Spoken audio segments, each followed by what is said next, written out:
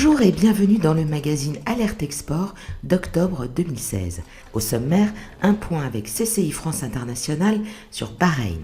L'accord entre les CCE et CCI International et CCI France International, l'avenir du CETA, le lancement de Portugal 21.tv chez TV5 Monde le 21 octobre et pour finir, les événements à ne pas manquer les semaines à venir. On écoute tout de suite un représentant de CCI France International nous délivrer son point de vue sur un marché. En ce mois d'octobre, Jean-Christophe Durand, président de la CCI française à Bahreïn, évoque le climat des affaires et les secteurs porteurs de ce royaume du Moyen-Orient. Alors Bahreïn, comme tous les pays de la région, souffre évidemment de la baisse des prix du pétrole, qui reste encore aujourd'hui une composante importante de l'économie des pays du Golfe.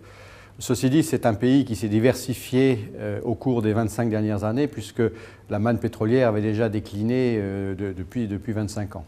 Aujourd'hui, je dirais que Bahreïn offre des opportunités en termes, d'ouverture sur la région et d'implantation de sociétés françaises pour la couverture d'un marché plus large. Il y a d'abord des secteurs qui sont, supportés particulièrement par le gouvernement et qui en font un axe de développement, comme par exemple la logistique. Bahreïn est particulièrement bien placé pour un accès sur le plus gros marché qui est l'Arabie Saoudite. Il y a des niches également sur l'urbanisme. Une île et en particulier une ville qui se développe très vite et qui a besoin de développer son plan d'urbanisme. Et d'ailleurs, des sociétés françaises ont déjà commencé à arriver. Il y a le secteur médical qui est en forte demande. Et puis bien entendu, je dirais toutes des activités qui pourrait être en aval de l'industrie d'aluminium, puisque Bahreïn a une fonderie d'aluminium qui est parmi les plus importantes dans le monde et qui est encore en train de se développer. Alors que le salon de l'agroalimentaire, le SIAL, se déroule en ce moment à Paris, le président de l'Association nationale des industries agroalimentaires alerte sur le recul de la balance commerciale de son secteur dans les colonnes de l'usine nouvelle. En effet, l'agroalimentaire, qui avait réalisé un excédent commercial de plus de 8 milliards en 2015, pourrait en perdre un cette année. En cause, l'effet cumulé d'une baisse des exportations vers l'Europe et d'une hausse des importations, une concurrence très forte au sein même de l'Europe, et enfin la fiscalité et la lourdeur des normes franco-françaises. Depuis 2 ans, les mesures destinées à favoriser l'accession à l'export pour les PME suffiront-elles ? La question est bien là, et surtout le spectre du Brexit, quand on sait que la Grande-Bretagne est un des premiers clients de la France dans ce domaine.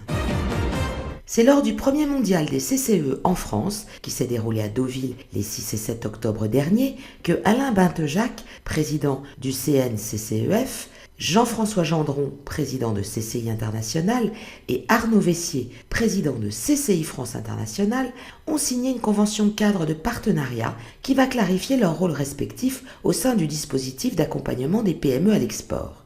Pour résumer en quelques lignes ces accords, et comme le souligne Christine Gilguy dans son article paru dans le MOSI, les chambres de commerce s'engagent à davantage solliciter les CCE pour le parrainage de PME et réciproquement, les CCE s'engagent à promouvoir auprès des entreprises les actions des CCI. En fait, et comme le précise Dominique Brunin, directeur général de CCI International et de CCI France International, c'est une formalisation de pratiques que nous avons depuis longtemps entre nous au quotidien. Après celui entériné avec le MEDEF et Business France en mars 2015, cet accord devient le 3e du genre, signé par les CCE en 2 ans.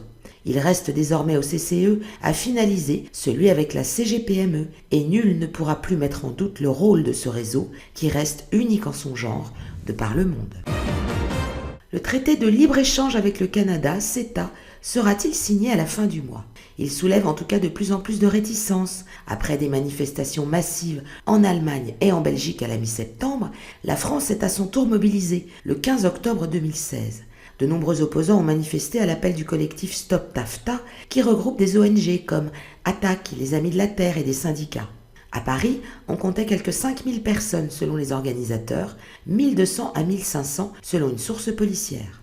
Selon le collectif, l'accord de libre-échange avec le Canada aurait des conséquences graves, telles que l'abaissement des barrières tarifaires en matière agricole, qui aggraverait la crise que vivent déjà des centaines de milliers de paysans. Le Premier ministre Manuel Valls a quant à lui qualifié dans une tribune du Financial Times le CETA d'accord judicieusement équilibré. Les négociations entre les États sont en cours.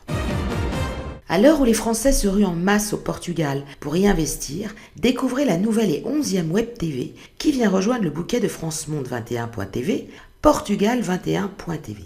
Ainsi, le 21 octobre, cap vers le soleil, la douceur de vivre, un coût de vie inférieur à 30%, des avantages fiscaux.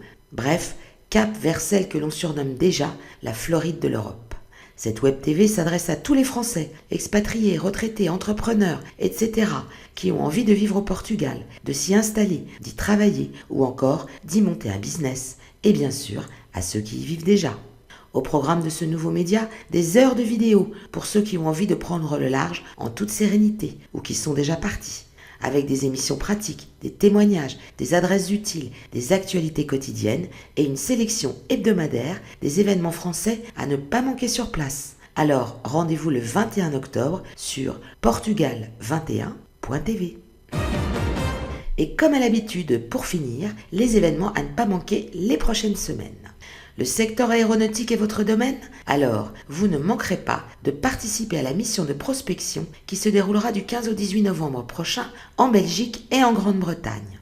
Au programme de cette opération, organisée conjointement par les CCIF de ces deux pays, des témoignages, des informations marchés, des rendez-vous B2B avec des entreprises ciblées et la visite de l'usine Airbus de Broughton au Pays de Galles. Pour tout renseignement, cfcib@cfci.be ou mail@ccfgb.co.uk. Du 21 au 25 novembre, vous irez rencontrer les spécialistes de l'export sur Fête de l'International dans les CCI d'Île-de-France. De l'information généraliste à l'expertise, tout pour accélérer votre projet export. Pour connaître le programme de ces journées, rendez-vous sur fêtedelinternational.fr.